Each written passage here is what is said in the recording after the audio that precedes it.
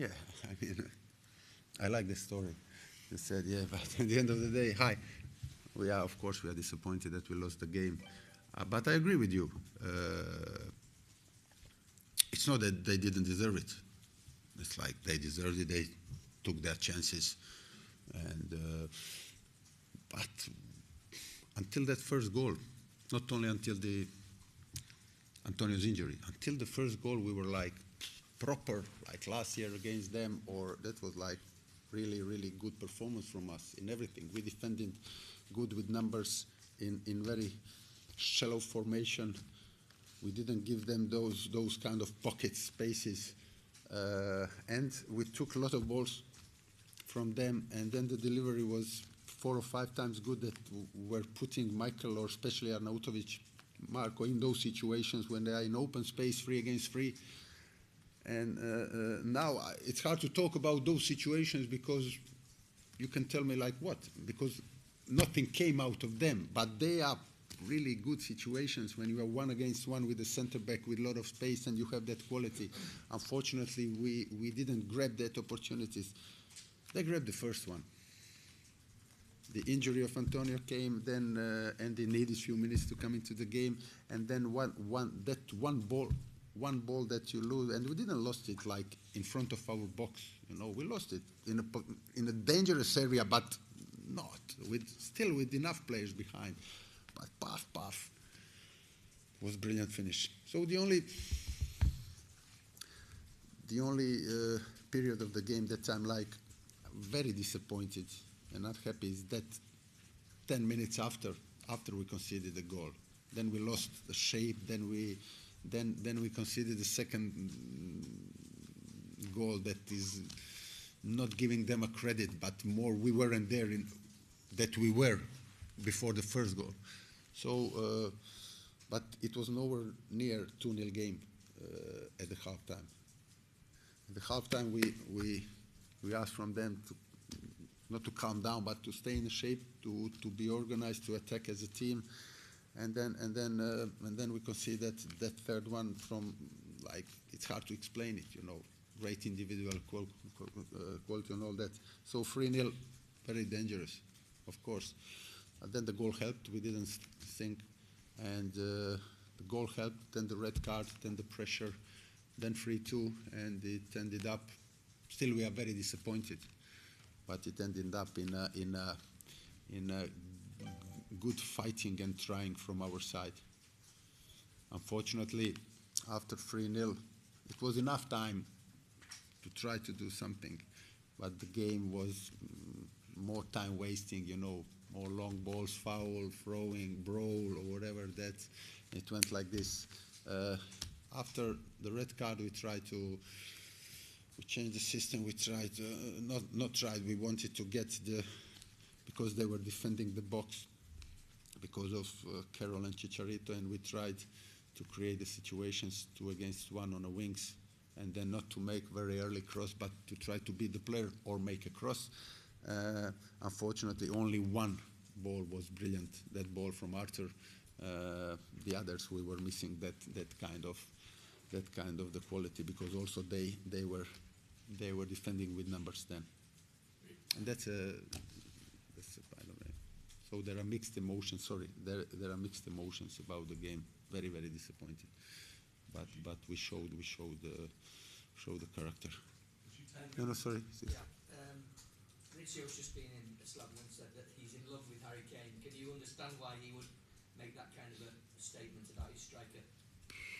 Of course. I mean, the best compliment I can give him is that put it like this. I mean, we play with 3 center backs, and I really think that Fonte, he went out because of tactical reasons. Fonte, Reed, and Angelo Ogbonna had a really good game. So my 3 center backs, who are mostly against him and Dele Alli, they had a really good game. They didn't have a bad game, and still he was using those situations, and basically he decided the game for them. And my center backs were good. So that tells the volume. Is he one of the best strikers in the world? Mauricio said he's one of the best in the world. Do you agree? Yeah, there are, I don't know if there are 10 of them. If there are 2 of them, there he probably isn't. But if there are 5, 10 of them, he's definitely there. It's definitely there. Because he's doing that week in, week out now, apart from August. Yeah. Had you taken a risk at all? Sorry? Had you taken a risk on Antonio's fitness? No, we are not taking a risk. We are very cautious about that. But he passed the test. Not today because it was very early game, very early kickoff, but yesterday, and it was like all clear. So we are not taking those kind of risks here, knowing that it can harm him in a longer term. So it just happened. But it's in a different spot. It's not the same spot. Yeah, okay.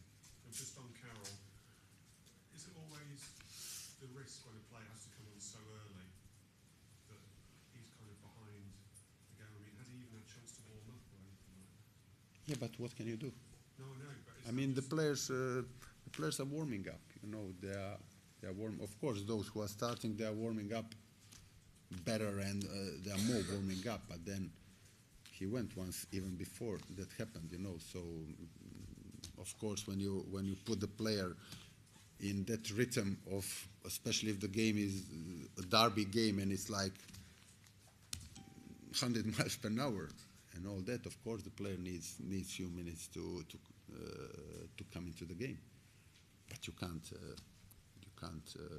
can't predict that somebody is going to get injured. What was Antonio's injury specifically? I said a groin. He fell a bit. He didn't. I just spoke to him. He didn't pull it like big time, but we have to scan it first, and see how big it is, how bad it is. Considering the current performance and the squad, what is your objective for the end of the season? Our objective today was to win the game or to get something out of the game, and then prepare for Swansea game, and then to win Swansea game, and then go game by game. A lot of teams might have folded, Slaven. Sorry? A lot of teams might have folded 3-0 down. You're Your right. boys didn't. They kept going and showed a great deal of character. That is one satisfactory thing, that if we don't stop, if we continue to play, to keep the shape, to stay in the system, that we can turn the game around. So, okay, fair enough, and that's what I said to the players. We showed the character against the top team, and we came back. Maybe if there was enough, a little bit more time, maybe we would turn it totally around and get something. And even if we had scored the goal from one of those corners at the end, nobody could have said that we didn't deserve it. No, but we didn't. But as you said, it's a good thing. It's a good thing. How do you get the best out of Fernandez and get him in the right positions? Because he's drifting out wide, obviously when Andy came on, but is that a big challenge to try and get him where he can be most fairly? Look, I spoke to him after West Brom game, and today he started as a striker, and then he had to come on to change that position because we wanted to stay in the same system, because it was working for us really well. But then even in that system, he was a lot of times in those good areas. So you can't say that against top teams everybody has to defend, no matter what position you are playing. So he was in a position where he would be in anyway, even if we were playing with 2 strikers. At least one of them has to go there. So when we were attacking, he was not playing on a wing, you know what I mean? He was playing as a striker. So now it's not very easy to play with him and Andy and Antonio and Arnautovic and still play with 3 centre-backs that are giving us or that gave us stability after 3 defeats in the beginning of the season. He seemed a little bit isolated maybe. When he plays at the centre for his own, do you feel like he's a little bit isolated?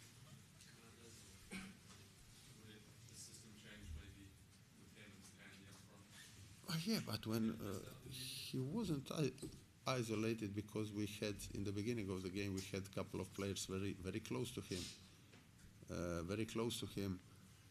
with Arnautovic and with Michael Antonio.